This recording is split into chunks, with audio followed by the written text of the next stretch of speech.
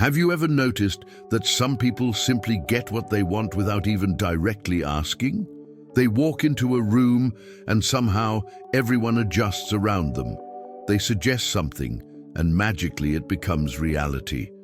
They look at you in a certain way and you find yourself doing things you would never do for other people.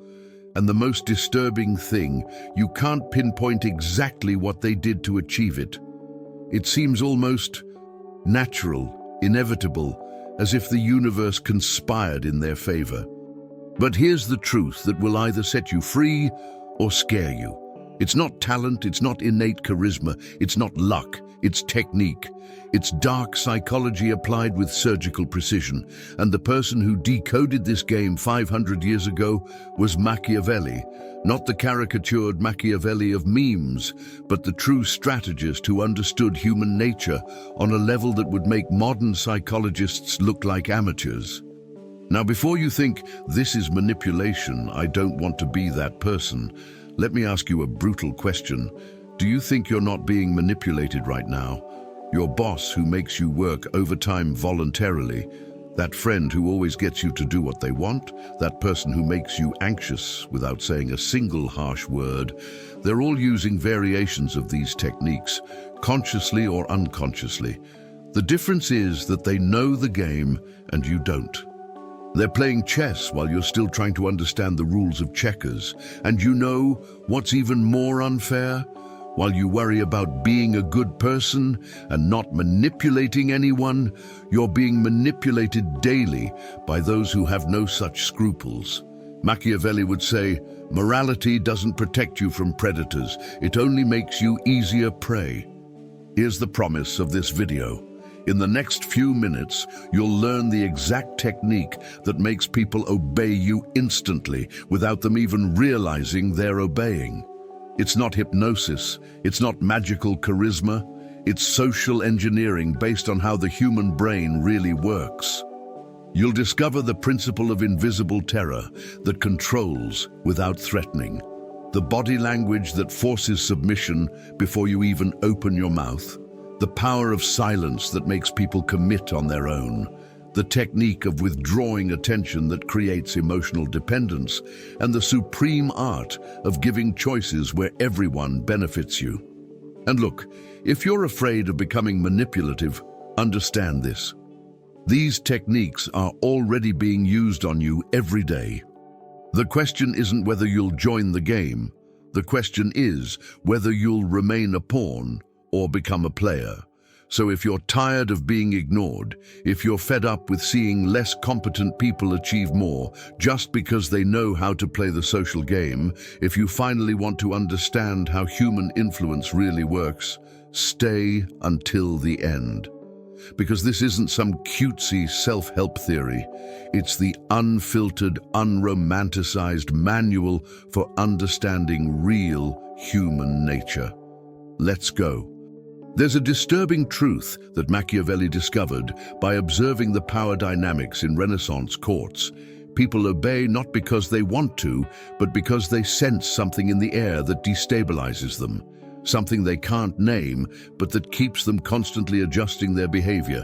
It's the invisible terror, that feeling that something might go wrong if you don't cooperate, even if no one has explicitly said so. Politics guided by reality, not by ideals, shows that the most effective control is the one that people don't even realize is happening. When you threaten directly, you create resistance, rebellion, resentment. But when you create a psychological climate where the person feels that obeying is the natural and obvious choice, you have installed true power. Think about it this way.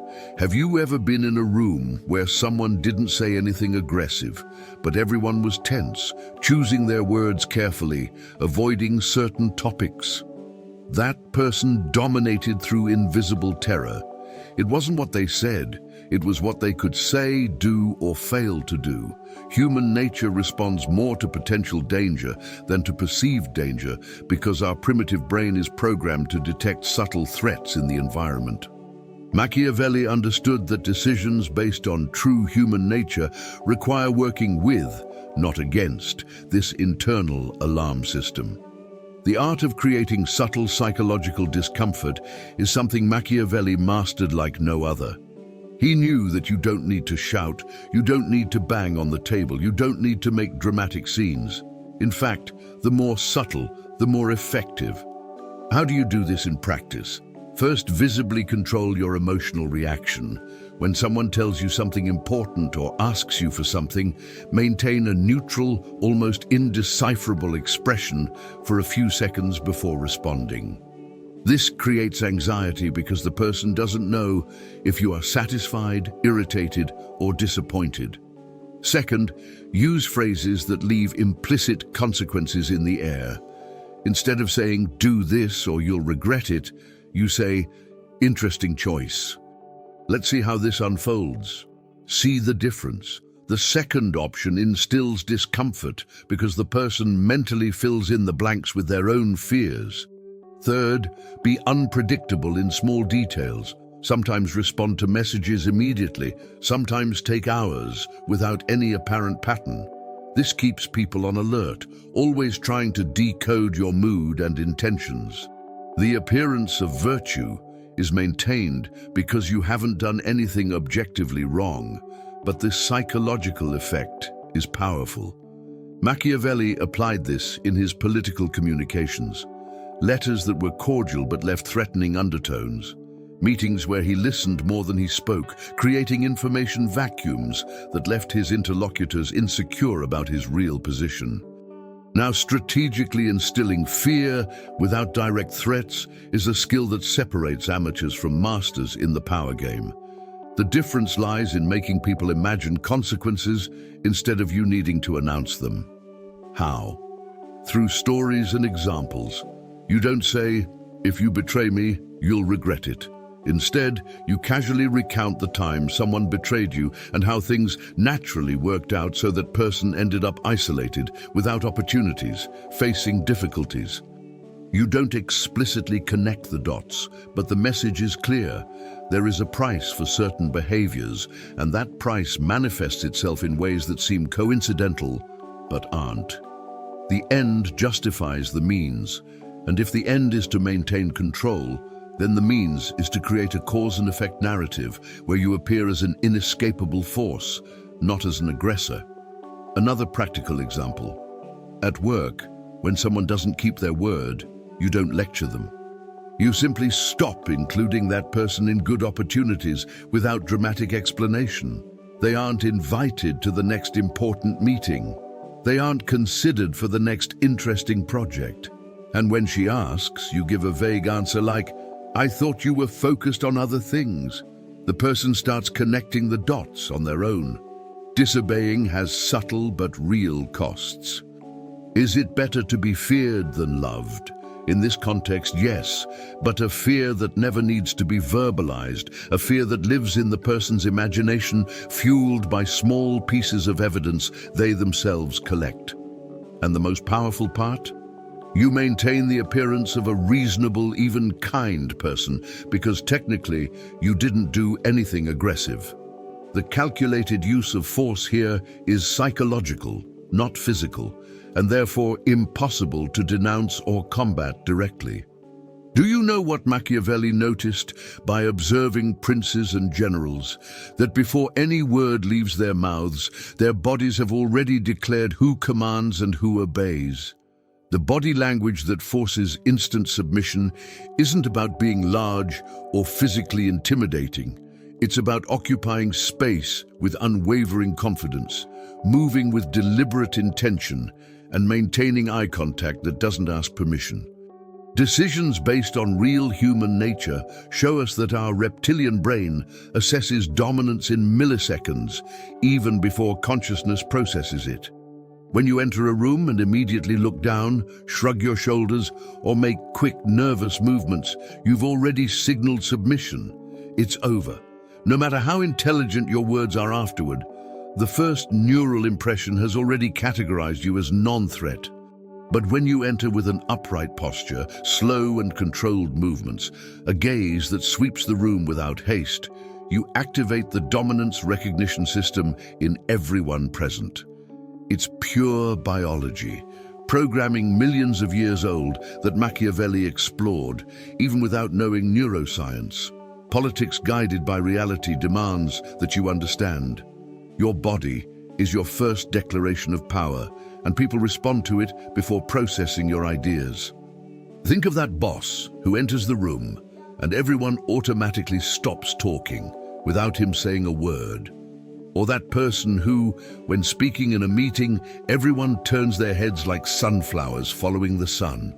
It's not an accident, it's strategic body language.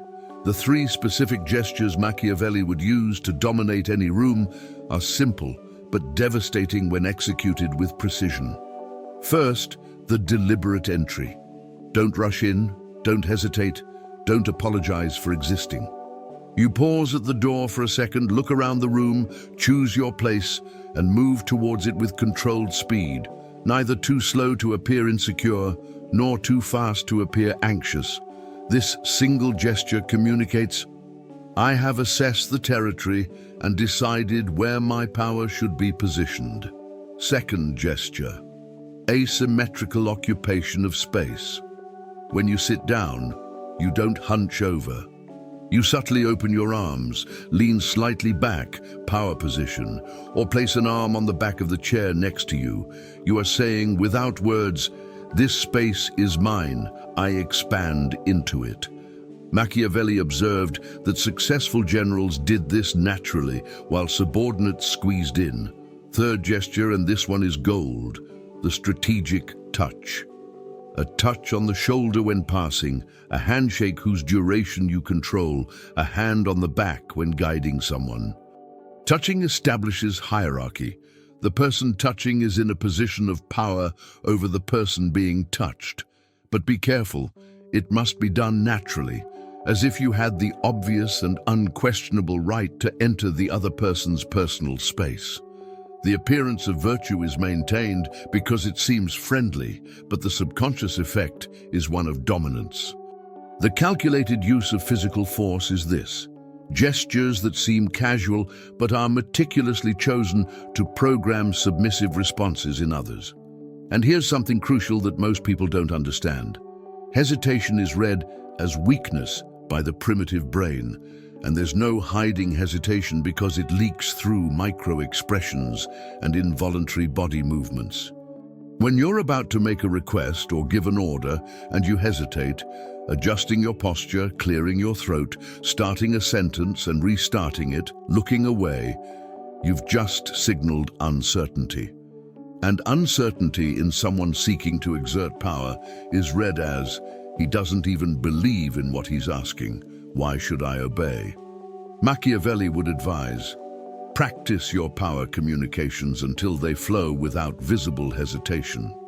Virtue lies in executing with confidence even when internally you have doubts.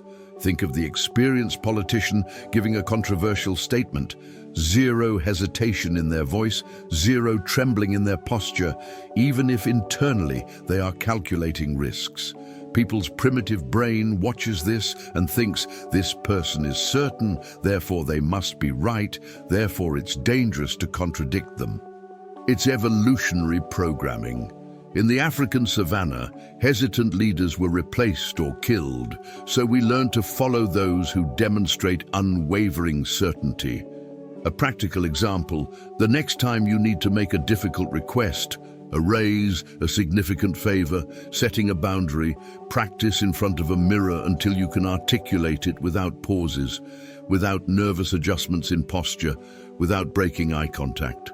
When you execute it, the person on the other side feels the solidity of your position, and their brain processes it as, there's no room for negotiation here. This person has already decided.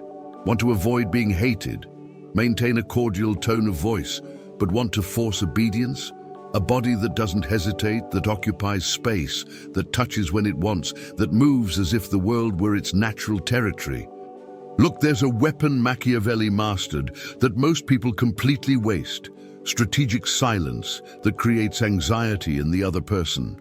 While everyone is desperate to fill every second of conversation, fearing awkward silences, Machiavelli knew that emptiness is where power is concentrated. The technique works like this. Someone asks you a question, presents you with a proposal, or says something expecting your immediate reaction.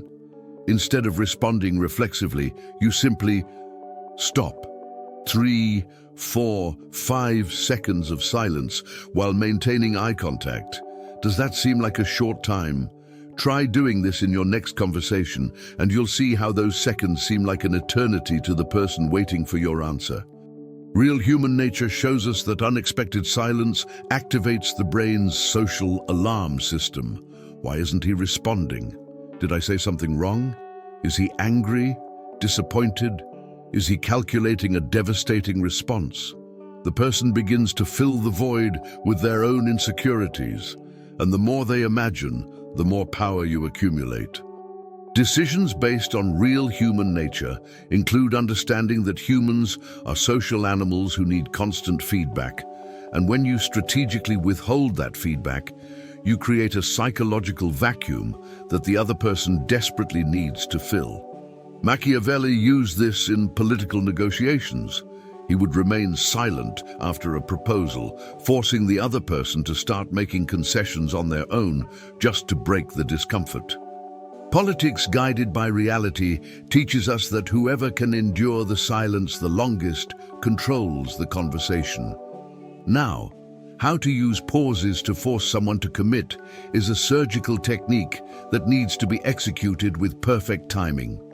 It works especially well when you want someone to admit something, agree with you, or make a promise.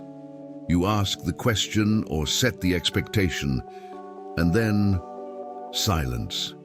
Not just any silence, but an expectant silence, where your body is still, but your gaze is fixed on the person, waiting. Their brain goes into social panic because the conversation script has broken down. You should be talking, negotiating, arguing, but you're not. So what happens?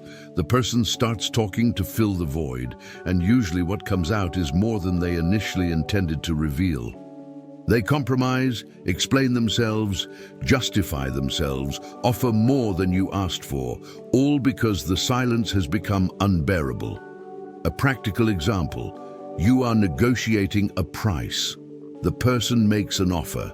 Instead of immediately counter-arguing, you remain silent, just looking at them. 5 seconds, 10 seconds, and then, magically, she begins. Well, maybe I can lower it a little more. You know what? I can include this in the package too. You didn't say anything, but the silence was the pressure that extracted concessions. The end justifies the means, and if the end is to get what you want, then the means is simply not speaking. The appearance of virtue remains because you weren't aggressive, you didn't explicitly manipulate, you just waited. But the effect is devastating because you transferred the discomfort to the other person and they did all the work of convincing themselves. And here is the truth that Machiavelli would express thus: whoever speaks first loses control, because whoever speaks is revealing information, showing anxiety, filling the space that should be used for observation and strategic calculation. Think of any high-level negotiation, real estate, salary, diplomatic, and you will notice that experienced players speak less and pause more. They make a statement and remain silent, forcing the other side to react. Every word the other person utters reveals their priorities, their fears, their limitations. Meanwhile, the one who remains silent is gathering intelligence without giving anything in return. The calculated use of force here is the calculated use of inaction, of withholding, of strategic emptiness. Machiavelli observed that weak princes spoke too much, explained too much, justified too much, as if they needed to convince others that they had authority. Strong princes made statements and stopped. The silence that followed was the signature of power. In your life, you can apply this immediately. In the next meeting, when someone challenges or questions you, resist the impulse to defend yourself immediately. Look at the person, count to 5 mentally, and only then respond with a short, definitive sentence. you'll see how the previous silence amplifies the weight of your subsequent response. The constant adaptability here is recognizing when to speak and when to remain silent, but always with a bias towards silence rather than speaking. Is it better to be feared than loved? Perhaps. But it's definitely better to be mysterious than an open book, because mystery keeps people constantly trying to decipher you, and whoever is trying to decipher you is already in your orbit of power, already thinking about you, already playing the game where you set the rules. There's a psychological game most people play wrong their whole lives. They chase approval when they should be the ones being chased. And ironically, reversing the power dynamic in 60 seconds is simple. You stop showing excessive interest and start distributing your attention rationed as if it were a scarce and valuable resource. Machiavelli understood that reality-driven politics works like this. What is abundant is devalued. What is rare is coveted. When you are always available, always responding quickly, always showing enthusiasm for someone's presence, you have just signaled low value. Your time and attention are abundant and therefore cheap. But when you become selective, when your approval needs to be earned, when your attention is a prize not everyone receives, you have completely reversed the game. Real human nature shows us that people value what is hard to get and despise what comes easily. It's evolutionary programming. Scarce resources were a matter of survival, so our brains still attribute more value to what seems limited. So how do you reverse this? It starts simple. In your next conversation with someone who normally reaches out to you, show less enthusiasm. Don't be rude, just be restrained. Shorter answers, fewer emojis if it's texting, less expansiveness if it's in person. And then you exit the conversation first. You end the interaction when it's still good, not when it's already exhausted. Decisions based on real human nature include understanding that leaving people wanting more creates a compulsion to return. The technique of withdrawing attention that creates emotional dependence is something Machiavelli would recognize as a calculated use of psychological force. It works like this. You give attention, then withdraw it. You give approval, then remain neutral. You are present, then absent, all without explanation, without drama, just as if it were the natural flow of your busy and important life. What does this do to the other person's brain? It creates what psychologists call intermittent reinforcement, the same mechanism that makes gambling addictive. The person never knows when they will receive your attention, so they are in a constant state of anticipation, checking if you sent a message, if you will show up at the event, if you will acknowledge their work. You have just created a mini obsession. See how this manifests in practice. You have that coworker or friend who always seeks your opinion. Normally, you give attention, praise, validate. Now you start to vary. Sometimes you give your full attention, other times you are too busy and barely respond. It's not cruelty, it's strategy.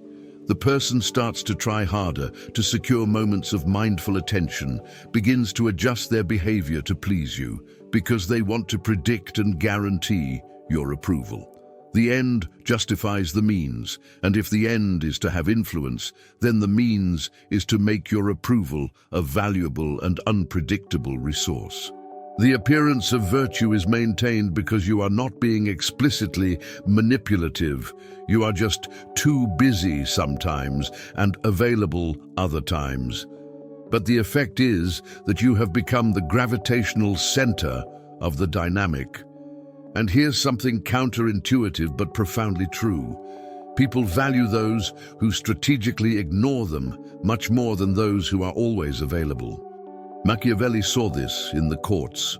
The prince who granted audience to anyone was disrespected, but the one who was difficult to access, whom you needed special invitations and perfect timing to get 5 minutes of, was revered. Why? Because difficulty of access communicates value. If it's difficult to reach you, you must be important. If your attention is scarce, it must be valuable. Virtue lies in understanding that you don't need to be objectively important. You just need to behave as if you were, and people will treat you accordingly. A brutal example. Think of that super available friend of yours who always agrees to your plans, who always calls you back on time, who always has time. Now think of that other acquaintance who's somewhat distant, who sometimes disappears, who when you make plans says, "I'll see if I can," who replies when he wants to. Be honest, which of the two do you value more? Which invitation makes you more excited when it finally happens? It's the second one, and you know it. It's not fair, it's not pretty, but it's real. Now consciously apply this to your life. Don't always be available. Have a life, or at least the appearance of a life, so interesting and busy that people feel privileged when you dedicate time to them. Is it better to be feared than loved? Machiavelli would say it's better to be desired than disposable, and you become desired through the controlled scarcity of your presence. Avoiding being hated is important, so you don't disappear completely. You're not cruel, just selective. And this selectivity transforms you from someone who pursues into someone who is pursued, from someone who begs for attention into someone whose attention is begged for. Do you know one of the most subtle and devastating techniques Machiavelli would use today? How to communicate orders disguised as suggestions, where the person feels they are participating in a decision when in reality you have already decided everything. The magic lies in the language of inevitability, where you present your intentions not as proposals open to discussion, but as realities already in motion. Instead of asking, "Can you do this?" you say, "When you do this, remember to..." See the difference? The first formulation leaves room for no. The second assumes that the yes has already happened and only adds details of execution. Real human nature shows us that people tend to go with the flow when it seems to be going in a clear direction, because resisting requires conscious effort and justification. When you present something as already decided, the person's brain makes a quick calculation. This is already in motion, so questioning now puts me as an obstacle, as problematic, as someone who is hindering something inevitable. And most people avoid this social role. Decisions based on real human nature include understanding that humans are creatures of least resistance. We go in the direction that seems easiest. Machiavelli applied this to political communication.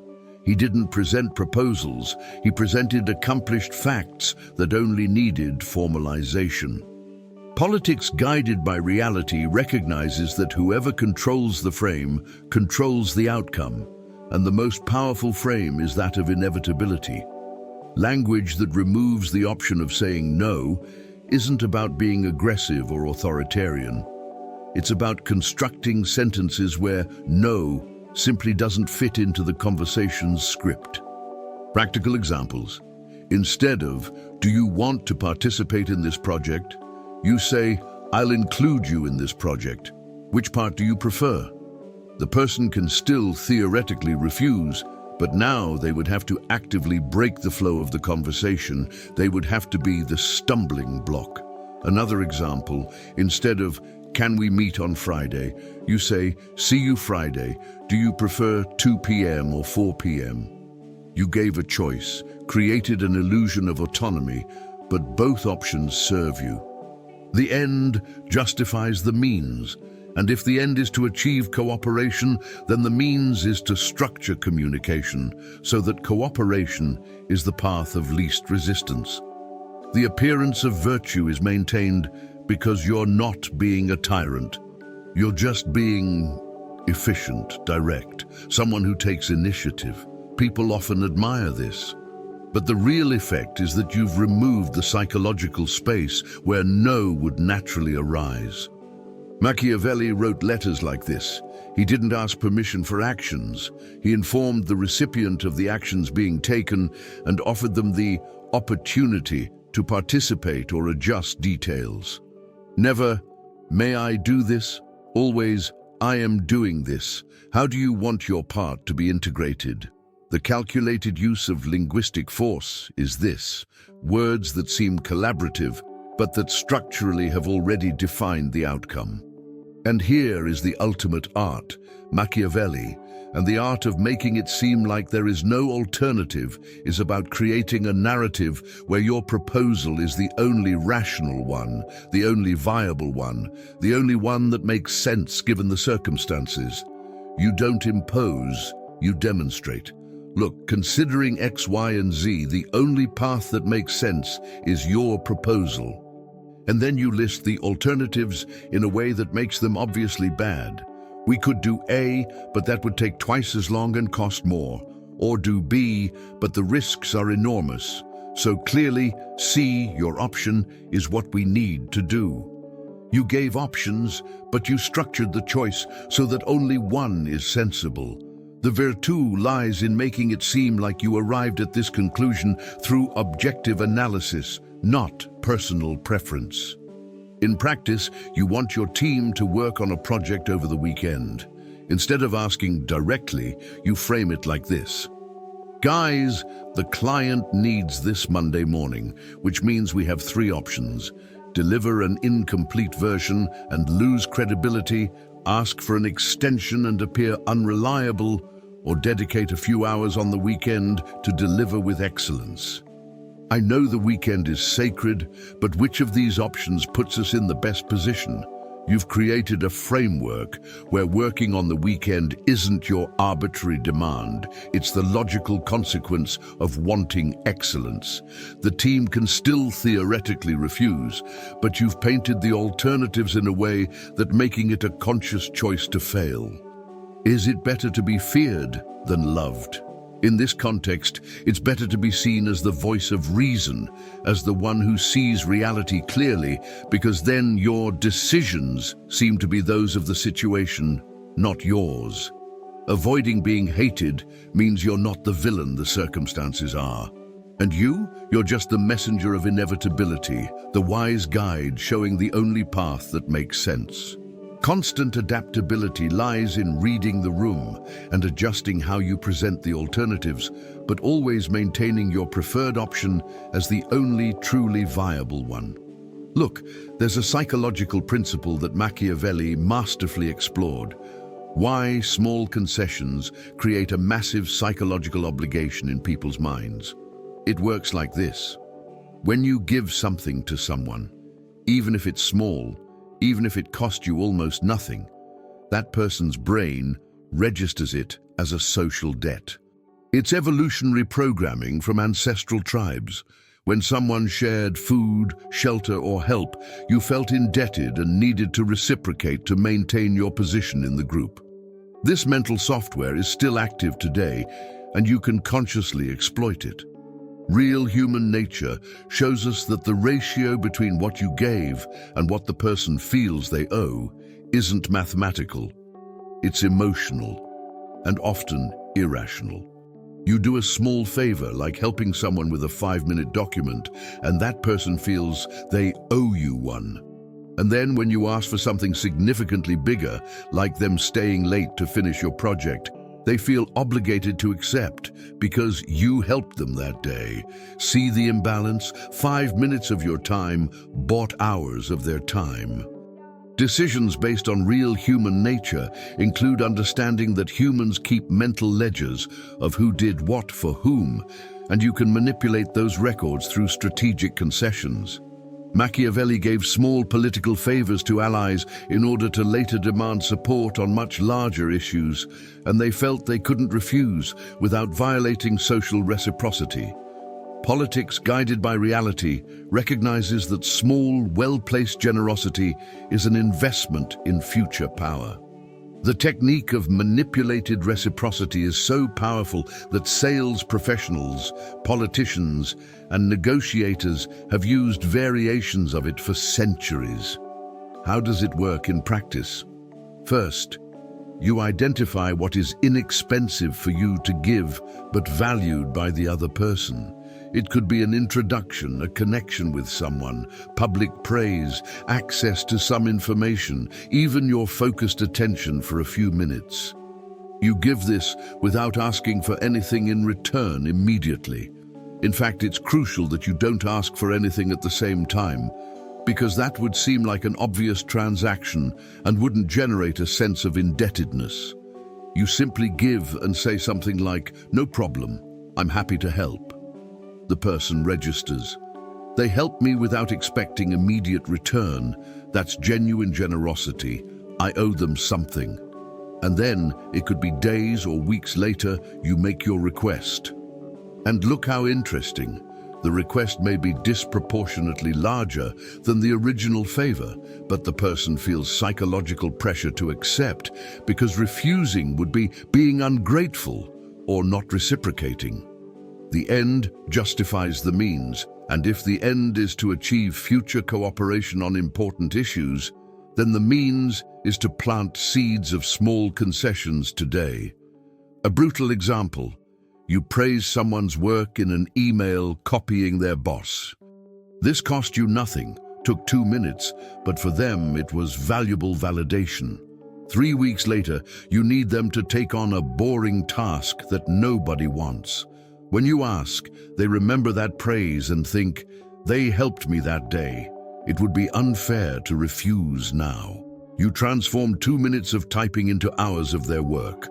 The appearance of virtue remains because you were genuinely kind at that moment. Nobody can accuse you of obvious manipulation. And now the cherry on top, how to make someone feel they owe you. Something is about creating context and a narrative around your concession. It's not enough to give.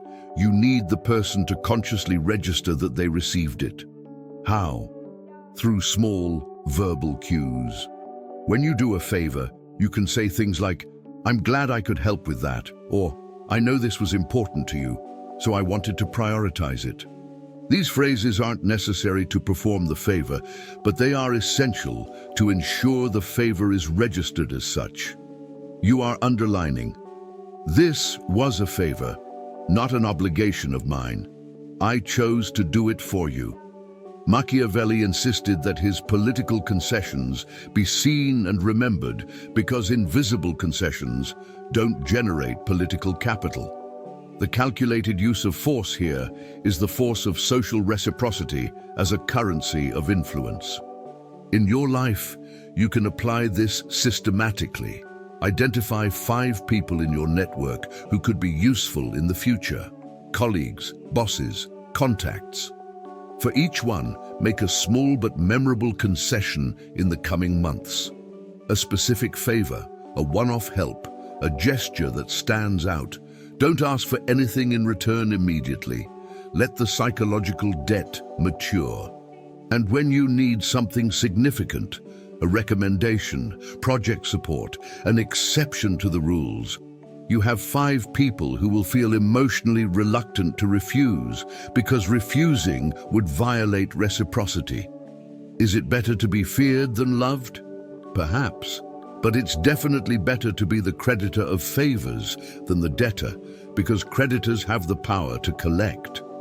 Virtue lies in creating a network of people who feel they owe you something. And fortune favors those who have their own loyal armies of debtors ready to mobilize when needed. Avoiding being hated means you never aggressively demand payment. You just subtly remind them, "Remember when I helped you with that? Now I need similar help." And that's it. The person even feels relieved to be able to settle the psychological debt that was registered deep in their consciousness. There's a brutal truth that Machiavelli understood perfectly. You never truly know how much power you have over someone until you test their limits. The strategy of progressive requests that break down resistance works like those famous psychological experiments. You don't ask for the absurd right away. You build a path of small transgressions that gradually normalize the unacceptable. It starts with something reasonable that the person easily accepts. Then something a little further, but still within tolerable limits. Then a little more. And before they realize it, they're doing things they would never accept if you had asked in the first interaction. Real human nature shows us that humans have enormous difficulty recognizing gradual changes. the famous experiment of the frog in slowly warming water. Decisions based on real human nature include understanding that resistance is stronger against abrupt changes than against incremental slippages. Think of an abusive relationship.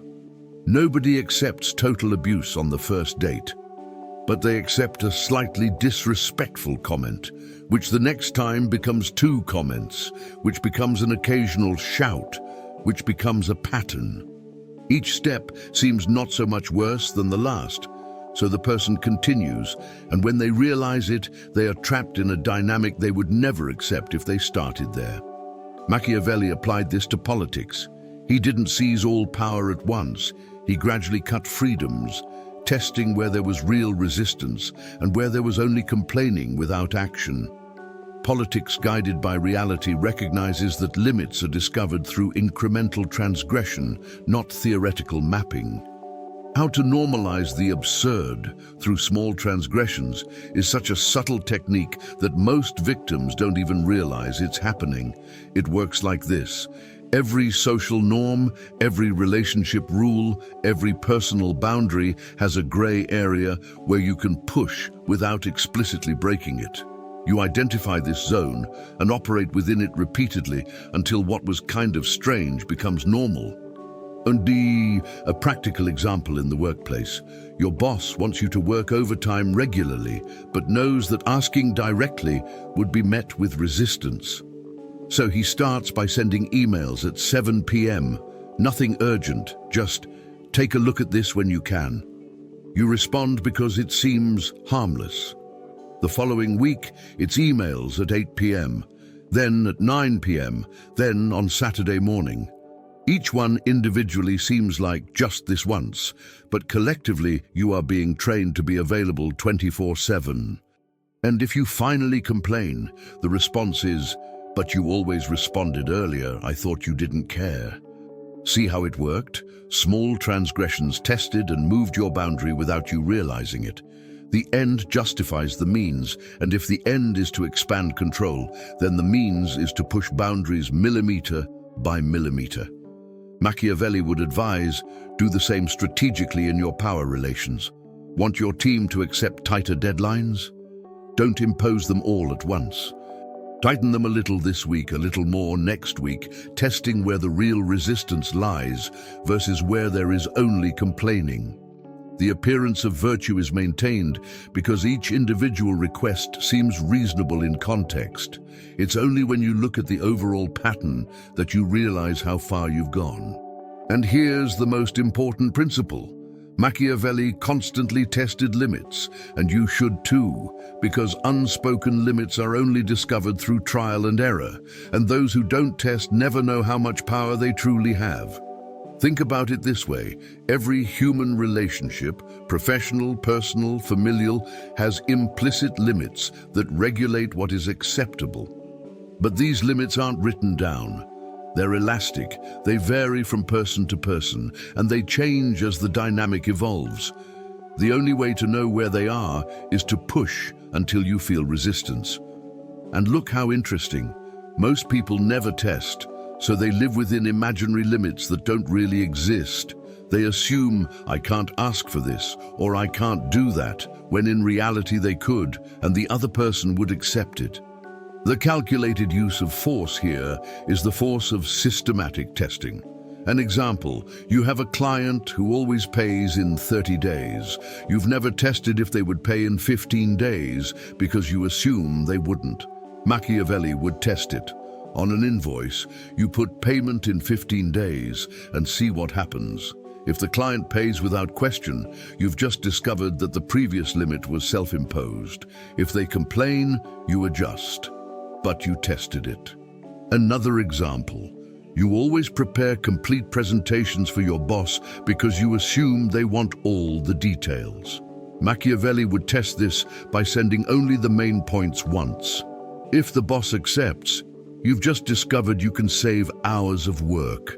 If they ask for more details, you know the limit is real. Virtue lies in continuously testing without fear of occasional resistance. Because resistance is given, it's information about where the real boundaries of power lie. Is it better to be feared than loved? Machiavelli would say, it's better to know the real limits of your power than to operate based on conservative assumptions. Avoiding being hated means you test tactfully, retreat when you encounter real resistance, but never stop mapping the territory. Constant adaptability is this.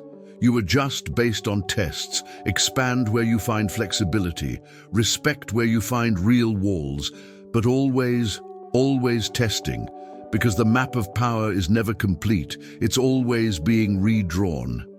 Do you know the difference between amateurs and masters in the game of power? Amateurs threaten explicitly. Masters like Machiavelli create fear without ever directly threatening.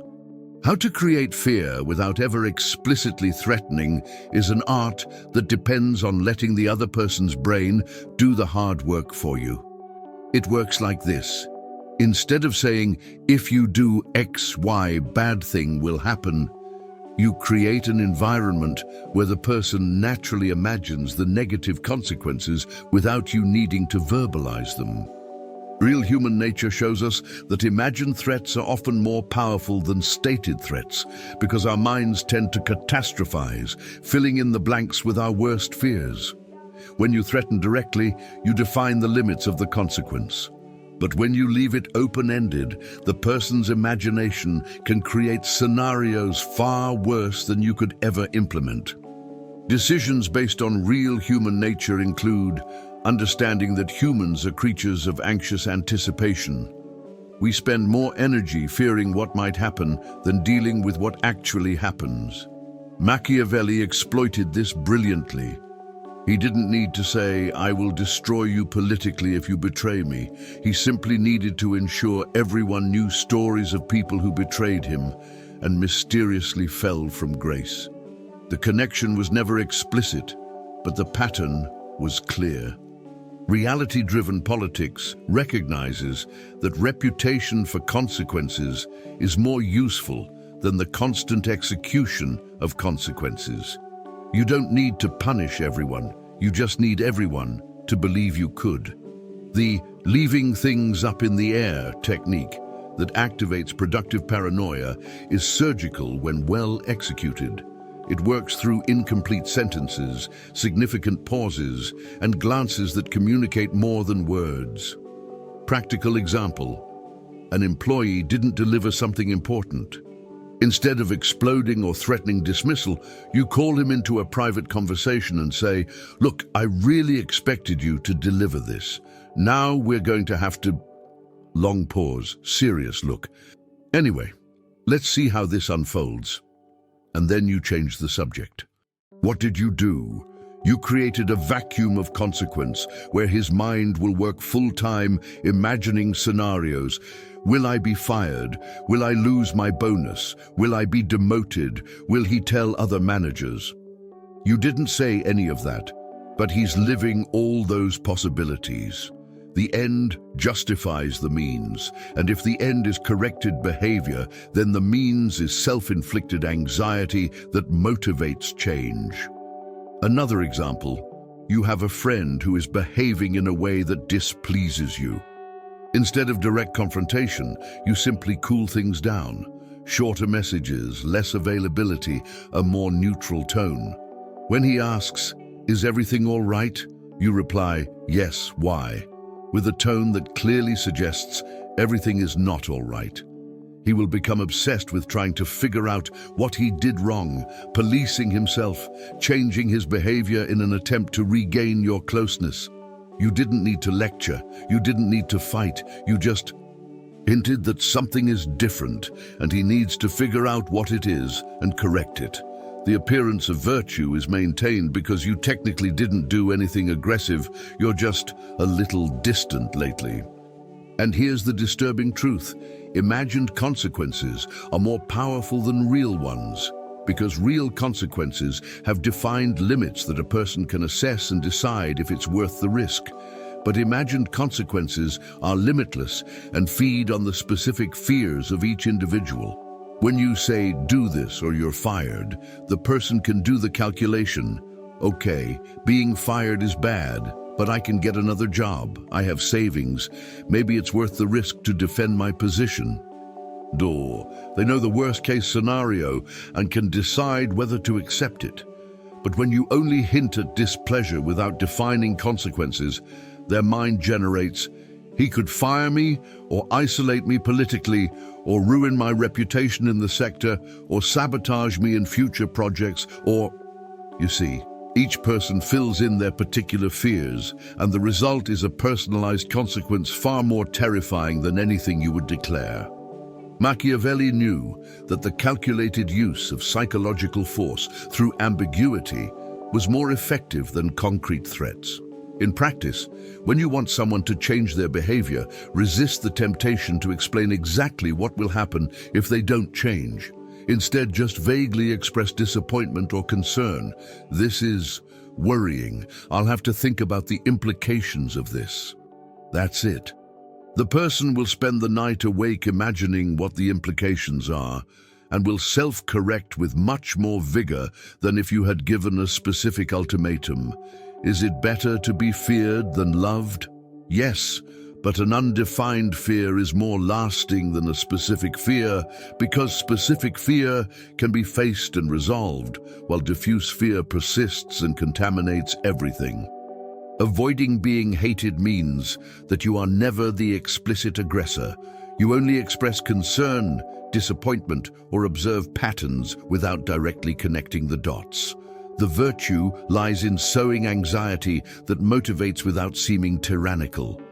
And fortune favors those who have their own loyal armies, not out of fear of specific punishment, but out of reverential fear of displeasing, out of productive paranoia about losing status, out of vivid imagination of what might happen if they crossed you. The constant adaptability here is calibrating how much you leave up in the air versus how much you specify, always leaning towards less specificity, more mystery, more space for their imagination to do its dirty work.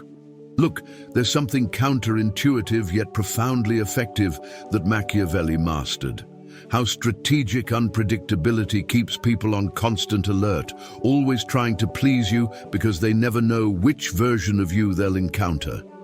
Most people strive to be consistent, predictable, reliable, and that's great if you want to be friends with everyone. But what if you want power? Predictability is weakness. When people completely decipher you, when they know exactly how you'll react in every situation, they can manipulate you, they can circumvent you, they can plan around you. But when you are strategically unpredictable, you keep everyone in an anxious dance, trying to understand your mood, your priorities, your limits. Real human nature shows us that humans expend enormous mental energy trying to predict the behavior of those who have power over them. It's a survival mechanism. When you become impossible to predict accurately, that mental energy doubles, triples, and people become obsessed with deciphering you. Decisions based on real human nature include recognizing that uncertainty breeds anxiety, and anxiety breeds submission, because anxious people seek stability by doing what they think will please them. Machiavelli wasn't the same leader every day, sometimes magnanimous, sometimes stern, sometimes approachable, sometimes distant.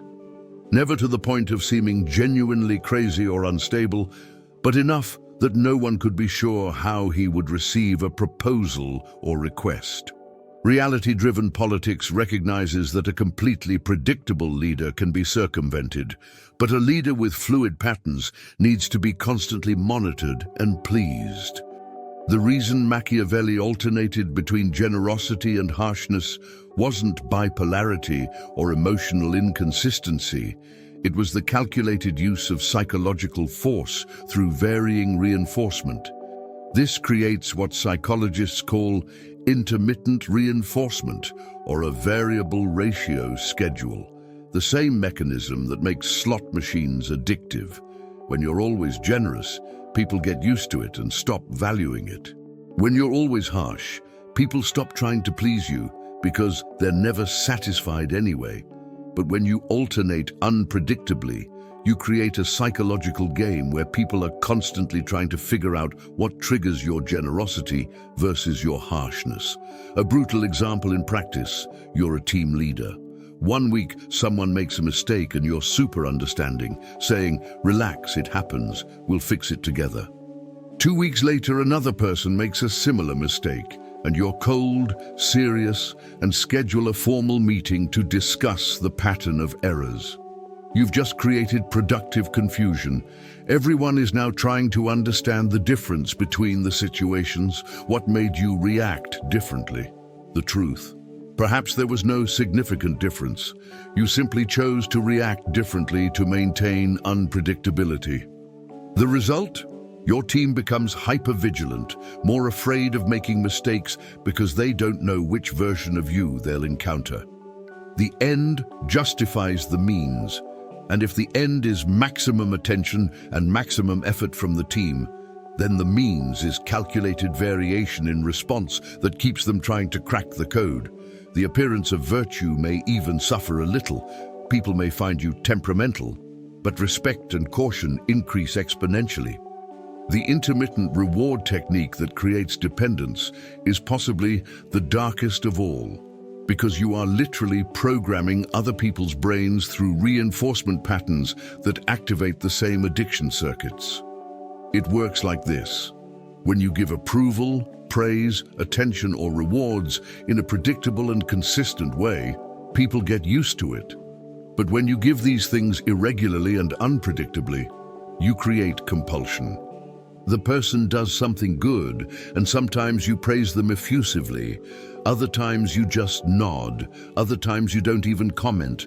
They never know when they will receive the dopamine rush from your recognition, so they keep trying harder and harder, like a casino player pulling the lever again and again, hoping for the jackpot. Machiavelli applied this to political loyalties. Sometimes he rewarded allies generously, other times he ignored similar services. He kept everyone working harder because they never knew which action would finally secure his favor. In your life, you implement this like this. Identify what the people around you value in you. It could be your approval, your attention, your humor, your recognition. Now distribute this irregularly, every other day, sometimes when they deserve it, sometimes not, without a clear pattern. People will become addicted to getting these moments.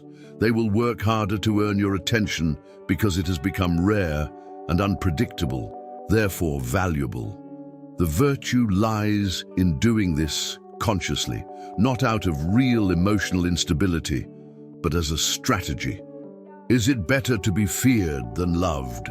Perhaps it's better to be unpredictable, because unpredictability creates a mixture of fascination and fear, where people can never completely relax in your presence, can never take you for granted. Avoiding being hated means that you intersperse toughness with enough generosity so that people don't see you as simply cruel, but as complex, profound, someone who needs to be understood. And while they waste energy trying to understand you, you're already 3 steps ahead, controlling the game through your refusal to be completely decoded. Constant adaptability here means varying your patterns regularly, never falling into a new predictability, always maintaining an element of surprise that forces everyone around you to remain in a state of heightened alertness. We arrive at the supreme principle, the one that summarizes the entire Machiavellian art of control: how to give options where all of them benefit you, making the person feel in control when in reality you have orchestrated every possible outcome. The illusion of choice is the most sophisticated form of manipulation because it completely preserves the other person's ego. They don't feel controlled, they feel empowered, autonomous, free. And it is precisely this feeling that makes the technique invincible. Machiavelli understood that politics guided by reality requires that you never take away people's apparent dignity, even while removing their real freedom. When you impose something directly, it generates resentment. But when you structure choices so that all paths lead to your goal, The person chooses freely and even thanks you for the opportunity to decide. Real human nature shows us that humans need to feel they have control over their lives, and this need is so strong that we accept illusions of control with gratitude. Decisions based on real human nature include recognizing that perceived autonomy is more important than real autonomy for psychological satisfaction. Think of those restaurants that offer a set menu with 3 options. All of them provide an excellent profit margin for the owner, but you leave satisfied because you chose. Or elections where all the main candidates serve the same interests, but you feel involved because you voted. Machiavelli structured political negotiations by offering opponents a choice between option A, which greatly benefited him, and option B, which benefited him even more, and they became so focused on which one to choose that they didn't question why there wasn't option C that would benefit them. The art of manipulating perceptions to guide decisions is where the real game happens, because decisions aren't made based on objective reality. They're made based on how reality is presented and perceived. Machiavelli was a master at this. He shaped how options were framed, what information was highlighted versus omitted, what context was built around each alternative. And with that, he directed decisions without forcing. How do you do this? First, control the options on the table. Never let the person freely invent alternatives. You present the options. We can do X or Y. Which do you prefer? Has already eliminated Z before it's even considered. Second, frame each option with a clear bias. The option you want seems reasonable, tested, safe. The option you don't want seems risky, complicated, uncertain. You don't lie about either, you just select which aspects to emphasize. We can go with supplier A, who has worked with us before and knows our process. Or we can try supplier B, who is cheaper, but we've never done business with them. Technically, you've given a choice, but you've already planted seeds of trust in A and risk in B. The decision is made before you even begin. Third, use the power of anchoring. Present the extreme option that no one will choose first, so that your preferred option seems moderate and reasonable by comparison. The end justifies the means, and if the end is to direct the decision, then the means is choice architecture that appears open but is narrowly channeled. The appearance of virtue remains perfect because you have given genuine choice, technically. The calculated use of force here is so subtle that it doesn't even seem like force. It just seems like you're being helpful in organizing the options to facilitate the decision. And here is the final lesson, the one Machiavelli would whisper in your ear. True power is invisible because they obey thinking they chose to. They follow your direction thinking it was their idea. They execute your will thinking they are being autonomous and free. When your control is obvious, it generates resistance and resentment. But when your control is invisible, when people look back and see a sequence of free choices that coincidentally all benefited you, they don't feel anger. They feel that perhaps you were just lucky, or that your interests naturally aligned. The supreme virtue lies in not needing to demonstrate power openly because you exercise it silently through the structuring of the field of possibilities. Machiavelli didn't need to force princes to follow his advice. He presented the advice as the only sensible options given the circumstances, and the princes freely decided to do exactly what he wanted from the beginning. In your life, the complete mastery of this technique transforms you from someone who asks and expects to be served into someone who structures realities where being served is the natural consequence of others' free choices. When your partner decides, you'll have dinner where you wanted, when your boss chooses to promote you, when your team opts to work the way you preferred, and in all cases they genuinely feel they decided autonomously, you've reached the pinnacle of Machiavellian influence. Is it better to be feared than loved? Machiavelli would now say, it's better to be the invisible force that shapes perceptions, because then you are neither feared nor excessively loved. You are simply the inevitable reality within which others operate. Avoiding being hated is easy when people see you as a facilitator of their choices, not as a limiter of them. The ultimate constant adaptability is recognizing that each person, each context demands a different architecture of choices, but the principle remains.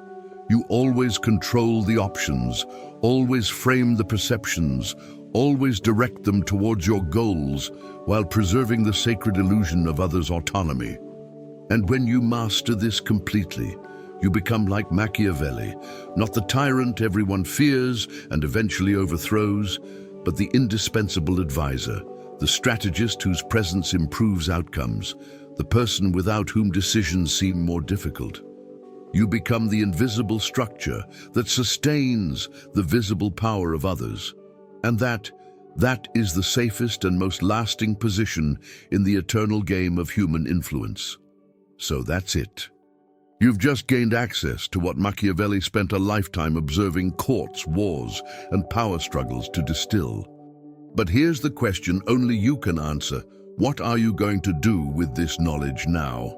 Are you going to close this video, find it interesting, and tomorrow continue being manipulated by the same people as always? Or are you going to have the courage to start applying even just one of these techniques and finally turn the tables in your favor? Because understand one thing, knowledge without application is just entertainment. And you didn't get this far, you didn't watch this entire video just to be entertained. You came because some part of you is tired of losing, tired of seeing less prepared people surpassing you because they understand the game and you don't. I want you to reflect on something now. How many times this week were you manipulated without realizing it? How many times did you do something you didn't want to do because someone structured the situation in a way that made it seem like you had no choice? How many times did you obey someone who doesn't even have official authority over you just because that person masters the principles I just taught you? And more importantly, what would your life be like if you implemented these techniques over the next 30 days? What would it be like if you entered meetings with silent authority, if you used strategic pauses to control conversations, if you stopped chasing approval and made people chase yours?